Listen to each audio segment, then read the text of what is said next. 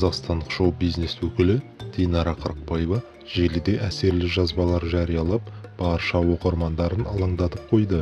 Оның үстіне өнер иесі жолдасымен түскен барлық суреттерін өшіріп тастап, ел уайымын одан бетер күшейте түсті. Көпшілік әншінің күйеуімен ажырасып кеткенін болжай бастады. Динара Қырықбаева өзінің Instagram парақшасында ер адамдардың әйелдеріне қол көтеру тақырыбына қатысты жазбаларды жиі жариялайтын болған. Оның үстіне өнер иесі оқырмандары мен отбасы мәселелерін жиі талқылай бастады. Кейде маған ұйықтарда ой келеді. Мен осы не істеп жүрмін? Шынымен бақыттымын ба? Өмірді дұрыс сүріп келе жатырмын ба? Деген ойлар мазалайды. Әрқайсысыңыз осы туралы ойлайтыныңызды білемін.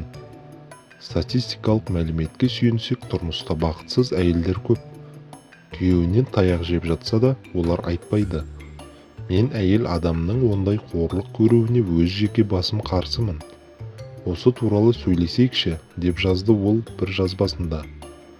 Оған қоса, әнші жас қыздарға тұрмысқа шықпас бұрын қателікке бой алдырмас үшін өз таңдауына қатысты қатты ойлануға шақырды. Отбасылы Қырықбаеваның мұндай тақырыптарда қозғап жүргені желі қолданушыларына біртүрлі көрініп, олар шоу-бизнес өкілінің ажырасып кеткенін болжады. Көпшіліктің бұл пайымына әншінің жолдасымен түскен бар фотосын өшіріп тастағаны отқа май құйғандай болды. Алайда, папарацци бағдарламасында Динара Қырықбаева бұл сұраққа бәрі жақсы деп жауап беріп құтылып кетті. Әншінің асығыстығынан оның отбасы мәселесі жайлы ашылып айтқысы келмегенін байқауға болады.